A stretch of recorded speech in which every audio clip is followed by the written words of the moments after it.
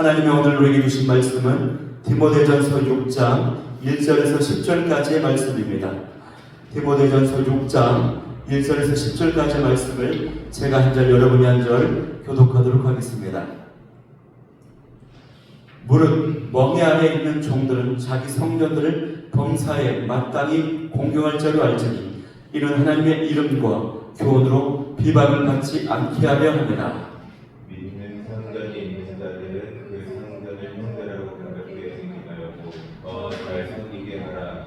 이는 유익을 받는 자들이 믿는 자요 사랑을 받는 자이니라. 너는 이것들을 가르치고 권하라. 누구든지 다른 교훈을 하며 바른 말 곧 우리 주 예수 그리스도의 말씀과 경건에 관한 교훈을 따르지 아니하면 그는 교만하여 아무것도 알지 못하고 변론과 진яз을 좋아하는 자니 이로써 투기와 분쟁과 비방과 악한 생각이 나며 마음이 부패하여지고 진리를 잃어버려 경건을 이익의 방도로 생각하는 자들의 다툼이 일어나느니라. 그러나 자족하는 마음이 있으면 경건은 큰 이익이 되느니라. 우리가 세상에 아무것도 가지고 온 것이 없음에 또한 아무것도 가지고 가지 못하리니 우리가 먹을 것과 입을 것이 있으니 속한 줄로 알 것이니라. 구하려 하는 자들은 시험과 올무와 여러가지 어리석고 해로운 욕심에 떨어지나니 곧 사람으로 파멸과 멸망에 빠지게 하는 것이라.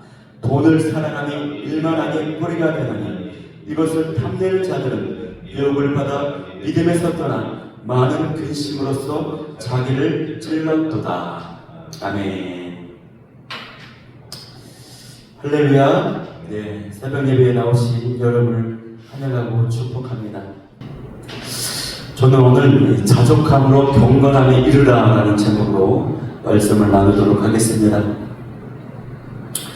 네, 사도 바울은 어제 장로들에 관한 지침을 마친 후에 디모데전서의 마지막 장인 6장에 이르렀는데요. 오늘 6장에서는 소두에 종과 상전과의 관계에 대해서 다루고 그 다음에 거짓 교사들의 특징이 무엇인지 그들의 모습에 대해서 다시 알려줍니다. 오늘 보면 1절 말씀에 보니까 무릇 멍에 안에 있는 종들은 자기 상전들을 범사에 마땅히 공경할 자로 알라고 말씀하고 있습니다. 이것이 하나님의 이름과 교훈으로 비방을 받지 않게 하려 함이라 말씀하고 있지요.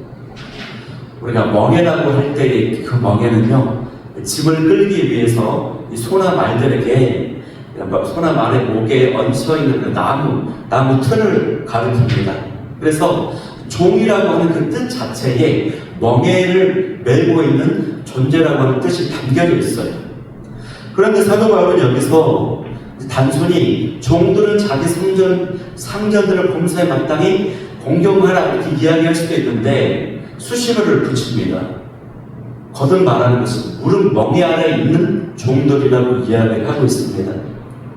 그 이유는 사도 바울이 의도하는 바가 있었어요. 그것은 종의 신분이 주인에게 완전히 종속된 존재라고 하는 것을 강조하기 위함이었습니다.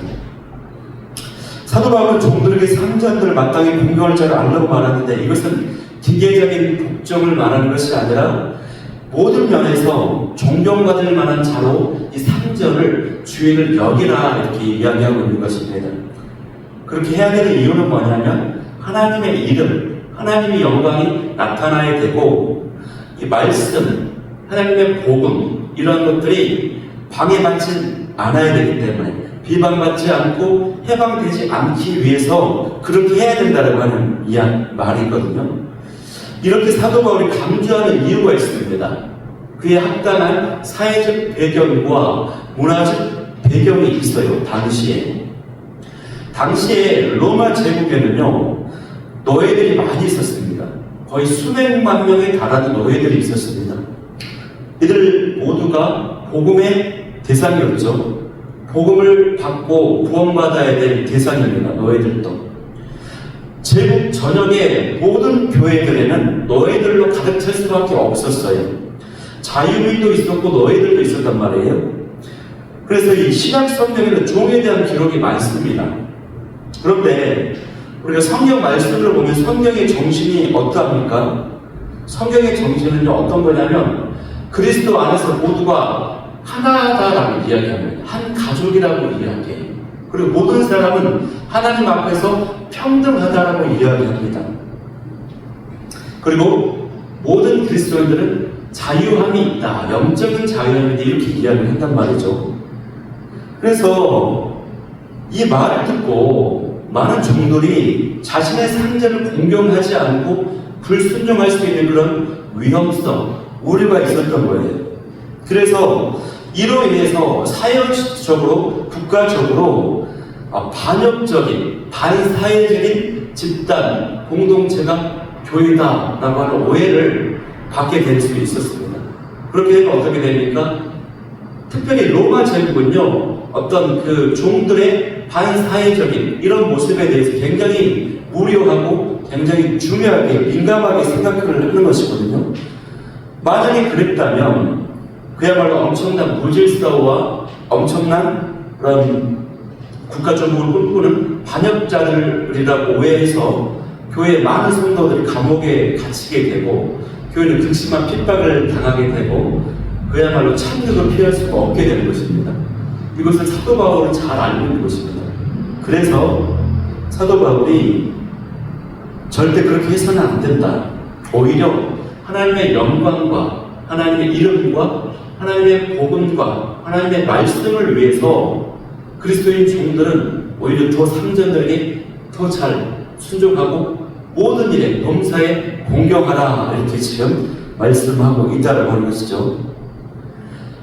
오히려 또 2절 말씀을 보면요, 자기가 모시는 주인, 상전이 예수님을 믿는 사람이다 그러면 교회에서는 그리스도 안에서 한 형제입니다 라고 가르치지만 믿는 자라고 한다면 더 잘 섬기라는 것입니다. 왜냐? 믿는 자가 주인이기 때문에 더 우리가 한 형제이기 때문에 믿는 상전이면 더 유익을 끼치도록 더 잘 섬기고 공경하고 순종하라, 이런 이야기를 지금 하고 있는 것이에요. 우리가 이 1, 2절 말씀을 통해서 확인하게 되는 것은 뭐냐면 이 교회의 질서와 가르침이 사회적 질서에 부합이 돼야 된다고 하는 것을 이야기하고 있어요. 사도 바울은요, 이 디모데에게 이런 가르침을 종들에게 지속적으로 훈련하고 가르치라고 말씀하고 있어요. 이런 비슷한 예가 있습니다. 직장에서나 군대에서 이런 비슷한 예를 많이 볼 수 있어요. 제가 예전에 들었던 이야기인데 어떤 부대에 어떤 군대의 부대에 군인교회가 있어요. 근데 그 군인교회가 어느 순간부터 엄청나게 부흥을 했다라고 하는 이야기가 있습니다. 부흥의 비결이 있었대요. 그게 뭐냐면 그 부대의 사단장님, 별 2개의 장군이죠. 사단장님이 신앙이 좋은 장로님인데 그분이 주일이면 그 부대에 나가서, 부대 교회에 나가서 교회 앞에서 주보를 나눠주면서 장병들에게 90도로 인사를 하는 겁니다. 그 주일 그 예배드리는 순간만큼. 그러니까 이 장병들이 그 높으신 장군이 저기에 인사받을 수 있는 유일한 순간인 거예요, 그때가. 그래서 너도 나도 야, 주일날 우리 장군님 인사받으러 가자 하고 입소문이 나가지고 주일날 예배당을 가게 되는 거예요. 그래서 그 주일에 교회가 엄청나게 부흥을 했다라고 하는 것입니다. 직장에서나 군대에서나 또 여러 가지 모든 관계 가운데 그리스도 안에서 이런 경우가 있을 수가 있습니다. 그런데 우리는 주님 안에서 한 형제이지만 동시에 직장에서 돈 좋은 상사, 돈 좋은 부하가 되어야 됩니다. 그래서 이 1절과 2절의 말씀은요, 우리가 지니고 있는 이 복음의 정신이 어떻게 사회와 제도권 내에서 실천되어야 하는지를 보여주고 있어요. 이 복음은요, 교회의 가르침은요, 기존의 질서와 문화를 존중합니다. 성경의 정신은요, 원칙적으로 말하면 노예 제도에 반대하고 있어요. 성경적 정신이 아니에요, 노예 제도가. 그러나 성경의 기록들을 보면요, 노예 제도에 대해서 정확하게 정면으로 반대한다고 선언하지는 또 않아요.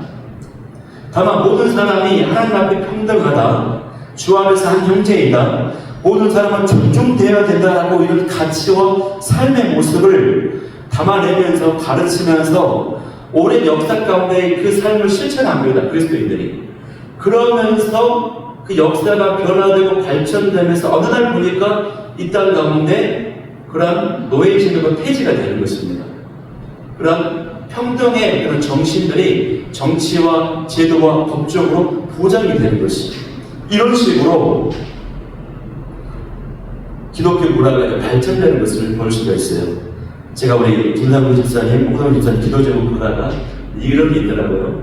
기독교 운명 개혁은 뭐 이런 게 있더라고요. 그래서 제가 NCM에 대해서 하는 그 운동을 알고 있는데 제가 궁금해서 어떤 운동인지 다음 기회가 되면 좀 한번 저한테도 알려주시면 좋을 것 같아요. 이런 운동이다 하고. 네. 그래서 제가 그 기도 제목을 봤기 때문에 이 말씀 보면서도 이런 거랑 좀 비슷한 건가 아닌가 이런 생각을 좀 해봤습니다. 그래서 차차 기독교적 정신으로 바꿔가는 법 질서, 사회적 질서. 이제 이어서 이제 3절부터 10절까지의 말씀은요, 거짓 교사들의 특징과 태도를 설명하고 그들의 물질에 대한 욕심을 이제 경고하는 말씀이거든요. 사도 바울이 디모데전서를 쓰게 된 중요한 이유 중에 하나가 있습니다. 그것은 뭐냐면 디모데가 이제 에베소 교회를 단임 목회로 목사로 이끌어 가야 되는데 그래서 개인적으로 격려하기 위함도 있지만 거짓 교사들의 가르침을 주의하고 경계시키기 위한 의도가 있었어요. 그래서 1장에서 그 이야기를 합니다. 거짓 교사들은 이런 자들이니까 조심하라, 주의하라라고 1장에서 말을 해요. 그런데 그 부분이 너무 중요하기 때문에 마지막 장인 6장에서 한 번 더 거짓 교사들의 특징과 그들의 모습에 대해서 다시 이야기하면서 경계시키는 것을 볼 수가 있는 것입니다. 여러분, 거짓 교사들이 어떤 자들이냐면 쉽게 말하면요, 다른 교훈을 말하는 자들인데요. 그 내용이 뭘까? 구체적인 내용. 그것은 뭐냐면 우리가 구원받고 천국에 가는 조건이 딱 하나입니다. 예수 그리스도의 말씀과 사도 바울의 가르침은 뭐냐면 예수님만 믿으면 구원받는다, 천국에 간다. 이게 바른 복음이요, 가르침이에요. 그런데 거짓 교사들은 우리가 구원받고 천국을 가려면 예수님을 믿어야 하고 거기서 플러스로 율법을 잘 지켜야 된다고 얘기하는 거예요. 할례도 받아야 된다고 얘기하는 거예요. 그리고 이스라엘의 민족이어야 된다. 아브라함의 후손이어야 된다. 족보 이야기하고 전통 이야기하고 그런 것들을 막 이야기하는 겁니다. 그래서 자신들의 지식을 막 강조하는 거예요. 이런 게 바로 거짓 교사들인 거예요. 그러면 사람들은 헷갈립니다. 그래서 그 거짓 교사들의 이야기를 막 듣고 싶어 해요. 그래서 이 사도 바울은 이런 것들을 경계하라라고 얘기를 하는 것이죠. 그래서 사도 바울이 말하는 것은요, 이 거짓 교사들이 그런 식으로 새로운 지식을 막 이야기하며 교만에 빠져서 이야기하는데, 그리고 자기들이 진정한 경건이 이거다라고 주장하며 이야기하는데 그 결론은 뭐냐? 거짓 교사들이 그런 식으로 경건에 대해서 주장하고 이야기하지만 그 결과는 뭐냐면 그 결과는 3절 4절인데 4절 이렇게 된다고 하는 것입니다. 4절을 한번 읽어볼까요? 합동해서 시작.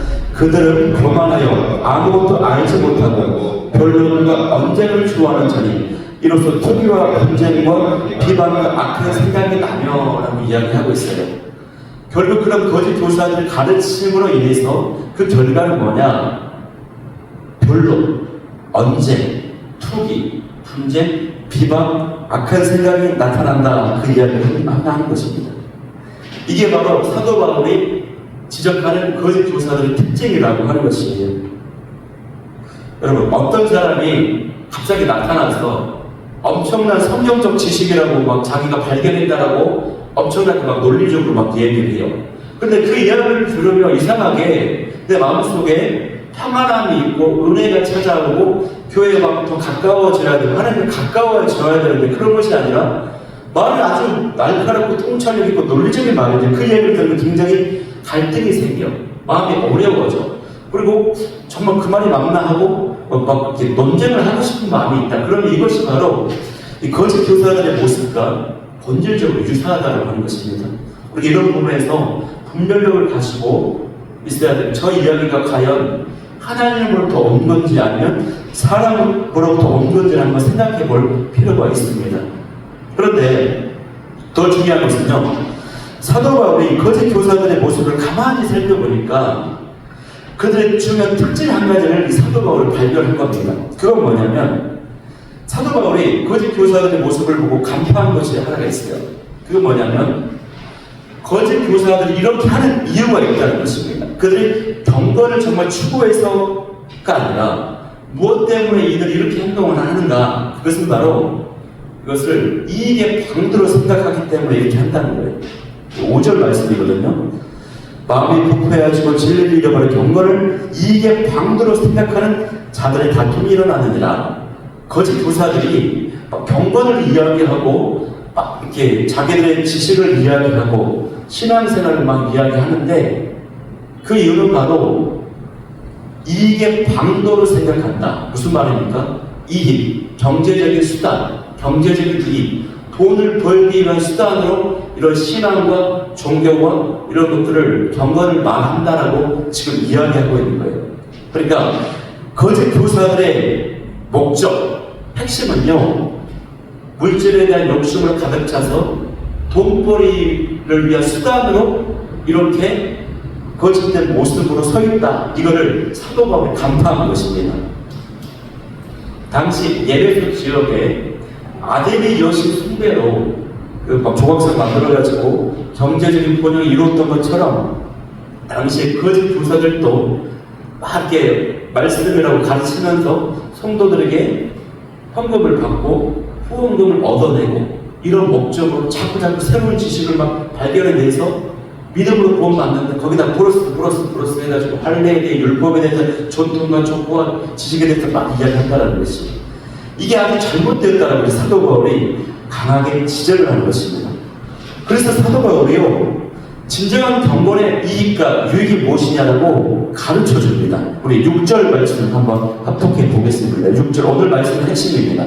6절 시작. 그러나 자족하는 마음이 있으면 경건은 큰 이익이 되느니라. 그렇습니다.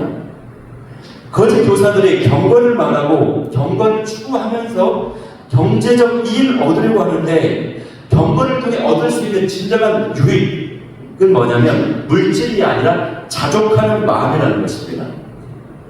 진정한 경건의 유익이 뭐라고요? 물질이 아니라 뭐라고요? 자족하는 마음. 이게 진정한 경건의 유익이라고 지금 사도 바울이 말씀하고 있는 것입니다. 교정시켜줘요. 저와 우리 집사님들 가운데 이 은혜가 있기를 소망합니다. 그러면 사도 바울이 말하는 자족이 뭘까요? 자족. 자족이라는 뜻은 그 어원을 보면 헬라 철학에서 나왔어요. 그건 뭐냐면 내 안에 있는 자원과 내 안에 있는 소유로 인해서 그거를 의지해서 내가 만족하는 마음을 이야기해요. 근데 그런 자족을 의미하는 것이 아니라 사도 바울이 말하는 성경에서 말하는 자족은 뭐냐면 예수 그리스도를 통해서 내가 만족하는 것을 말하는 겁니다. 예수 그리스도 안에서 내가 풍성함과 만족함을 느끼는 것, 예수님을 통해서만이 누리는 그 풍성한 은혜, 이것이 자족이라고 하는 것입니다. 그래서 만약에 이것이 없으면서 예수님이 없는데도 자족하는 사람은 그건 자족이 아니라 뭐냐면 그냥 자신감입니다. 자기 가십니다. 그냥 자기 체면인 것입니다. 자기 만족이에요. 그러나 예수 그리스도 안에는 엄청난 능력과 자원이 있습니다. 예수님 안에는 엄청난 무궁무진한 놀라운 것들을 가득해 있어요. 그렇기 때문에 개인적으로 인간적으로 나는 부족하고 연약하고 아무것도 없지만 예수 그리스도 안에서 예수님을 통해서 내가 만족하고 자족하고 풍성함을 누릴 수 있다라고 하는 것입니다. 그래서 이 사도 바울이 영적 비밀을 깨달아가는 거고요. 빌립보서에서 뭐라고 하냐면 4장 같은 경우 보면은 내게 능력 주시는 자 안에서 내가 모든 것을 할 수 있다라고 막 이야기합니다. 사도 바울이 내가 어떠한 형편에 있든지 나는 자족하기를 배웠다라고 사도 바울이 이야기를 하는 것입니다. 여러분, 예수님 안에서 우리는 자족할 수 있습니다. 예수님을 통해서 우리는 자족할 수 있어요. 이 새벽에 예수 그리스도 안에서 자족할 수 있게 하여 달라고 기도하는 이 아침이 되기를 소망합니다. 제가 이제 짧게 나누겠는데 이어서 사도 바울이 자족할 수 있는 이유에 대해서 부연 설명을 하거든요. 7절과 8절에 보니까 우리가 세상에 가지고 온 것이 없다, 아무것도 없다, 죽을 때도 가지고 갈 것이 없다라고 이야기해요. 공수의 공수거, 빈손으로 왔다가 빈손으로 가는 인생. 제가 어릴 때 옛날에 막 10대 가요 중에 막 10대 가요 막 이런 거 있잖아요. 타타타 아세요? 집사님 타타타 노래. 산다는 건 좋은 거지 수지 맞는 전사자로서 하면서 알몸으로 태어나서 오탄마를 건졌자 하면서 그 김국진 가수인가요? 이름이. 그러면서 하하하 막 웃고 막 그러잖아요. 그 기억이 납니다. 하나님은 우리 모든 것의 소유자가 되시고 공급자가 되세요. 그래서 이스라엘 백성들 강야에 있을 때도 만나를 공급해 주셨고 예수님도 제자들 일용할 양식을 구하라고 가르쳐 주셨습니다. 하나님의 공급을 하신다라고 하는 것입니다. 우리 그래서 마지막 말씀을 8절 말씀 한번 읽어보겠습니다. 마지막으로 8절 합독합니다. 시작. 우리가 먹을 것과 입을 것이 있으면 족한 줄 알 것입니다. 먹을 것과 입을 것이 있으면 충분하다, 부자다라고 이제 이야기합니다. 우리 집사님 가정에 먹을 것 있으시죠? 냉장고에. 집에 가면 또 입을 옷도 있으시죠? 내일 입을 옷도. 그러면 충분한 부자다라고 하는 것입니다. 하나님 보시기에 어떤 사람이 그러면 거지냐? 통장에 50억, 100억이 있어도 더 필요해. 더 있어야 돼. 욕심과 욕망이 끝이 없어요. 더 있어야 되고 더 나는 가져야 돼. 이것이 하나님 보시기에는 거지라는 거예요. 거지, 영적 거지. 그러나 통장에 50만 원, 100만 원밖에 없어도 베풀 줄 알고 나눌 줄 알고 섬길 줄 아는 사람. 이 사람 하나님 보시기에 영적 부자다라고 하는 것입니다. 먹을 것이 있고 입을 것이 있으면 하나님 보시기에 부자, 충분하다, 자족할 수 있어야 된다 이야기하는 겁니다. 그래서 자족하지 못하고 부활해야 하는 자들은 시험과 얼마 여러 가지 어리석고 해로운 욕심에 떨어져서 만족이 없어. 그래서 결국 탐심에 사로잡혀서 그 영혼이 멸망이 떨어진다라고 말씀하고 있습니다. 그래서 사도 바울이 지금 이 디모데 전서를 쓸 때는 사도 바울이 말년입니다. 감옥에서 이제 얼마 있지 않으면 죽음을 맞이하게 돼요. 말년. 그동안 오랫동안 엄청난 많은 사역을 했을 거 아니에요. 교회를 많이 세웠어요. 이 유럽 전역을 다니면서 교회를 세우고 사역을 했단 말이에요. 그거를 하고 나서 사도 바울이 한 가지 깨달은 사실이 뭐냐면, 그래서 이 돈을 사랑하는 것은 일만하게 뿌리라고 하는 것을 사도 바울이 깨닫게 된 거예요. 더 정확히 말하면 10절에 돈을 사랑하면 일만하게 뿌리인데 더 정확히 말하면 돈을 하나님보다 더 사랑하는 것, 이게 일만하게 뿌리라고 하는 것입니다. 모든 사건, 사고, 범죄가 돈 때문에 나오지 않습니까? 오늘날에도 많은 사람들이 돈 때문에 믿음에서 떠나기도 했다는 하는 것이 사도 바울의 오랜 목회를 하면서 가장 신앙생활에 방해가 되고 죄를 짓고 넘어지는 그 요소가 돈에 대한 욕심, 탐심이더라. 사도 바울이 본 거예요. 그래서 사도 바울이 디모데에게 에베소 교회를 이끌어감에 있어서 이 부분을 꼭 명확하게 하고 돈에 대한 유혹이 넘어가지 말라 이런 지침을 이제 주고 있는 것입니다. 그러나 우리가 하나님을 돈보다 더 사랑하면, 돈을 하나님보다 사랑하는 것이 아니라 하나님을 돈보다 더 사랑하면, 하나님의 영광과 나라를 위해 사명을 가지고 재정을 구하면 우리가 재정의 사명자가 되게 하실 줄 믿습니다. 그래서 재정은요, 사명입니다. 사명자에게 부어주셔야 돼요. 바로 우리는 하나님을 사랑하고 교회 영혼을 사랑하면 우리 집사님들은 꼭 돈보다 하나님을 더 사랑하셔서 돈을 쫓고 돈의 노예가 되는 것이 아니라 돈을 노예로, 돈을 통로로, 돈을 수단으로 부릴 줄 아는, 돈을 노예로 부릴 줄 아는 은혜가 있기를 원하고 그런 재정의 사명자가 되셔서 또 하나님 나라를 확장하는 데 놀랍게 쓰임받는 재정의 사명자, 주인공들이 다 될 수 있기를 간절히 소망합니다. 아멘. 자, 기도 제목 3가지 나누겠습니다. 첫 번째, 우리 한번 합독해 볼까요? 합독 기도 제목. 나만 하는 게 아니라 3가지 한번 외쳐봅니다. 시작. 그리스도인으로서 가정과 직장, 이웃 등 삶의 모든 영역 가운데 본인에게 하여 주옵소서. 두 번째는 변론과 비방이 아닌 복음의 본질에 집중하는 삶을 살게 하여 주옵소서. 세 번째는 그리스도 안에서 자족할 수 있게 하시고 재정을 사용하고 부리는 재정의 사명자가 되게 하여 주옵소서. 이 3가지 기도 제목 가지고 아버지 사랑합니다 찬양하고 기도를 하고 나아가도록 하겠습니다.